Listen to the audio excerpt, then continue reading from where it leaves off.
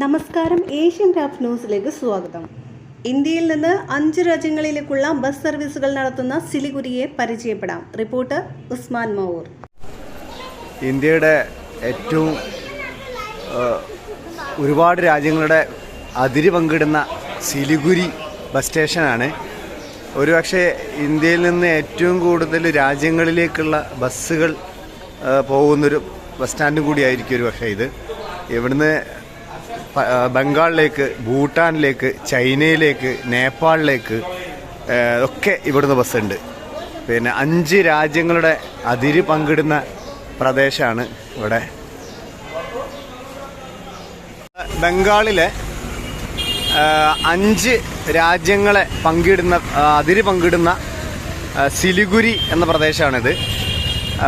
ഇവിടുന്ന് ഏറ്റവും രസകരമായ സംഗതി, ഈ ജംഗ്ഷനിൽ ചൈനയിലേക്ക് ബസ്സുണ്ട്, സിക്കിമിലേക്ക് ബസ്സുണ്ട്, ഭൂട്ടാനിലേക്ക് ബസ്സുണ്ട്, ബംഗാളിലേക്ക് ബസ്സുണ്ട്, നേപ്പാളിലേക്ക് ബസ്സുണ്ട്. ഇവിടുന്ന് ആൾക്കാർ വിളിച്ചുകൊണ്ടിരിക്കുന്ന ഡാർജിലിംഗിലേക്കും ഗാങ്ടോക്കിലേക്കും ഒക്കെ 5 രാജ്യങ്ങളിലേക്ക് ഈ ജംഗ്ഷനിൽ ബസ്സുണ്ട്.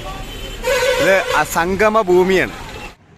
വടക്കു കിഴക്കൻ ഇന്ത്യയിലെ ഗതാഗത ഭൂപടത്തിൽ പുതുമയായി മാറിയിരിക്കുന്നു പശ്ചിമ ബംഗാളിലെ കൊച്ചു നഗരമായ സിലിഗുരി.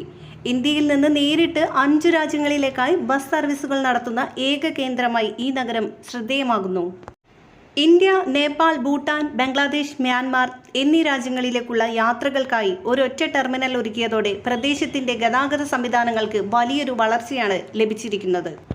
യാത്രക്കാരുടെ സുരക്ഷയും സൗകര്യവും മുൻനിർത്തി രൂപകൽപ്പന ചെയ്തിരിക്കുന്ന ഈ അന്താരാഷ്ട്ര ബസ് ടെർമിനലിൽ യാത്രാ വിവര കേന്ദ്രം, വിശാലമായ കാത്തിരിപ്പ് മുറികൾ, ഭക്ഷണ സൗകര്യങ്ങൾ, ആധുനിക സുരക്ഷാ സംവിധാനങ്ങൾ എന്നിവ ഒരുക്കിയിട്ടുണ്ട്. പദ്ധതി ആരംഭിച്ചതോടൊപ്പം തന്നെ സർവീസുകളും സജീവമായി പ്രവർത്തനം ആരംഭിച്ചു. ഇതിനകം തന്നെ നിരവധി ബസ്സുകൾ ഇന്ത്യയിൽ നിന്നും നേപ്പാൾ, ഭൂട്ടാൻ, ബംഗ്ലാദേശ്, മ്യാൻമാർ എന്നിവിടങ്ങളിലേക്കായി സ്ഥിരം സർവീസുകൾ നടത്തിവരുന്നു. ഗതാഗത വികസനത്തിനൊപ്പം വിനോദസഞ്ചാരവും വ്യാപാരവും വളരാൻ പുതിയ അന്താരാഷ്ട്ര ബസ് സ്റ്റാൻഡ് നിർണായകമായേക്കുമെന്ന് അധികൃതർ വ്യക്തമാക്കി.